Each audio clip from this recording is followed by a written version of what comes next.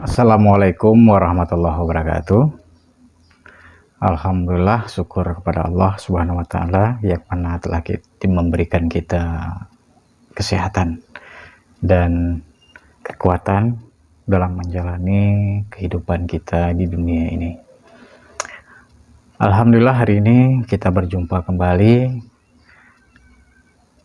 dalam acara yang sama, yaitu ngobrol bareng, ya, diskusi bareng.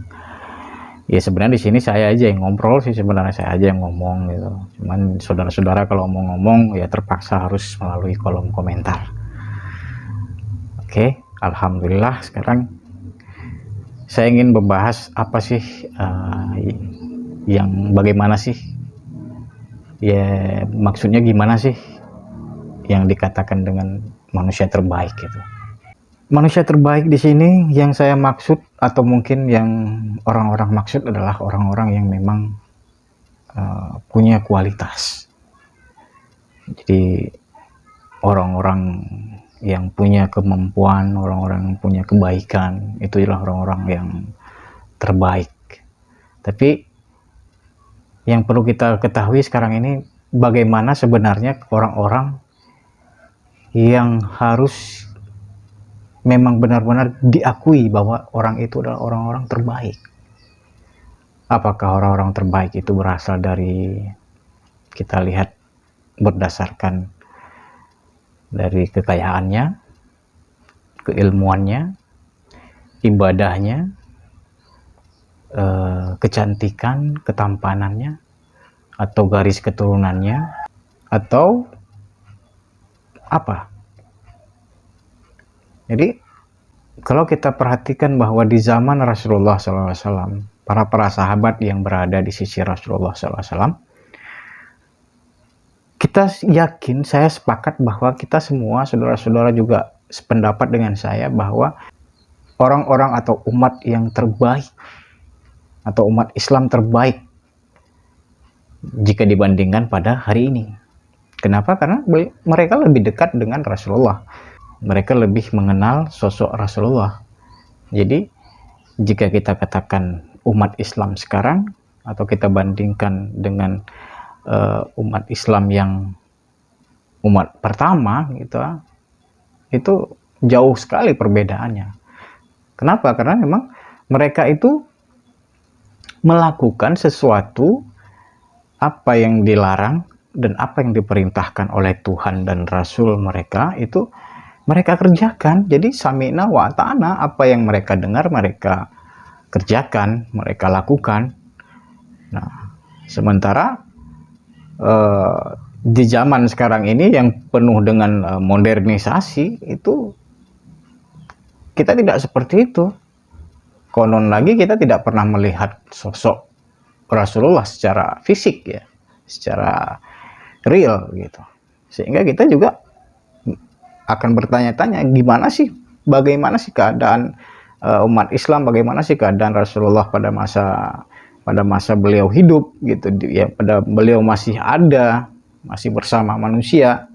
Jadi kita kan bertanya-tanya, tapi alhamdulillah kita masih bisa mencari jawaban dari pertanyaan-pertanyaan itu dari sejarah, catatan sejarah, ada hadis, ya, kumpulan hadis-hadis yang jumlahnya ribuan, ada hadis dhaif, hadis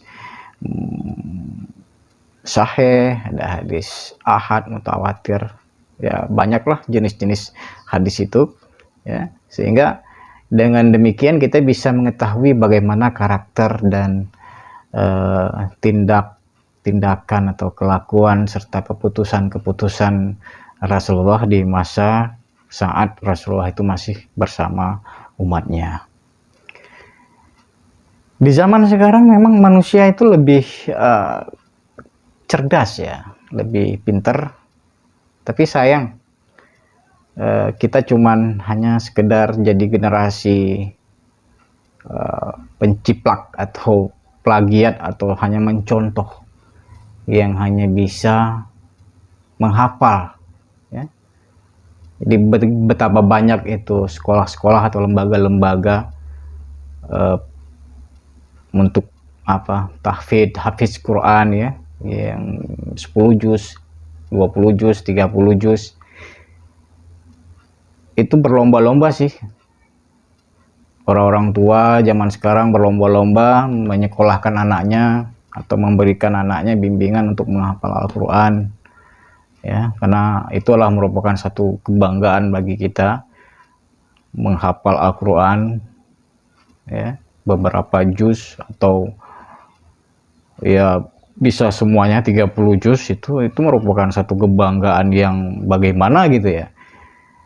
Tapi yang harus kita perhatikan sekarang, yang terpenting itu apa? Apakah hanya sekedar menghafal ayat-ayat Al-Quran atau hadis, ribuan hadis, atau sami'na wa ata'na, kita mendengar dan kita taat. Artinya ketika kita mengetahui isi kandungan Al-Quran, kita mengerjakan sesuai apa yang kita baca, apa yang kita dengarkan dari Al-Quran itu. Bukan hanya sekedar menghafal Al-Quran. Bukan tidak boleh sih, bukan dilarang untuk menghafal Al-Quran, tidak. Tapi sayang ya kalau hanya sekedar hafalan tanpa adanya praktek aplikasi ke dalam kehidupan kita sehari-hari. Inilah yang membuat umat Islam saat ini menjadi mundur. Kenapa? Karena tidak ada menjadi manfaat bagi orang lain. Jadi umat manusia itu, atau manusia terbaik itu adalah manusia yang dapat memberikan manfaat kepada orang lain. Minimal kepada dirinya dan keluarganya. Termasuk ya saya pribadi, ini juga merupakan satu peringatan, satu nasihat bagi saya pribadi dan saudara-saudara. Apakah kita sudah lebih baik?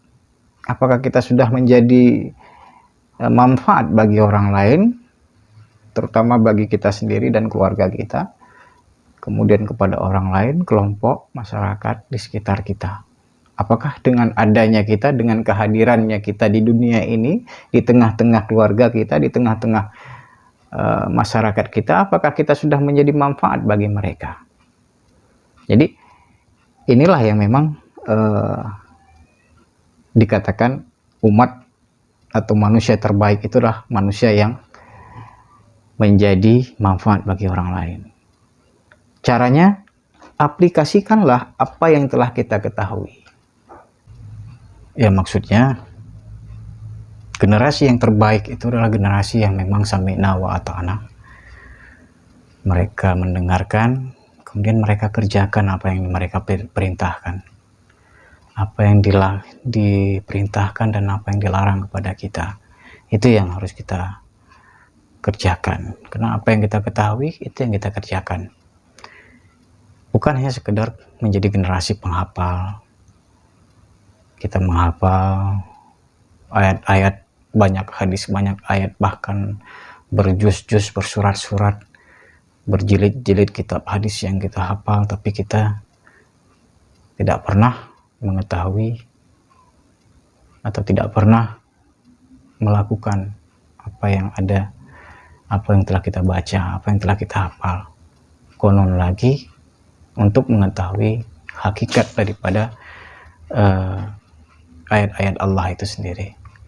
Jadi inilah yang perlu kita pahami, bahwa untuk menjadi umat terbaik, manusia terbaik itu adalah sangat susah. Karena apa? Karena Rasul itu pernah mengatakan, jika hari ini kamu tidak lebih baik daripada kemarin, itu kamu dalam keadaan yang binasa, merugi. Apalagi kita tidak ada perubahan. Jadi istilahnya hari ini kita harus lebih baik daripada kemarin, dan besok kita juga harus lebih baik daripada hari ini. Dan semua itu kita intinya harus menjadi manfaat kepada orang lain. Jadi kita sama-sama, ayo sama-sama kita menjadi manusia terbaik untuk menjadi manfaat bagi orang-orang yang ada di sekitar kita, orang-orang yang ada bersama kita. Kita harus bertanya apakah kita sudah bermanfaat bagi keluarga kita, bagi anak-anak kita, bagi istri kita, bagi seluruh kerabat, tetangga, dan masyarakat. Alhamdulillah, ini yang bisa saya sampaikan pada hari ini. Saya harap komentar yang membangun. Jika video saya bermanfaat, silahkan share kepada teman-teman kita yang lain. Hamdan wa syukralillah, wassalatu wassalamu ala rasulillah. Assalamualaikum warahmatullahi wabarakatuh.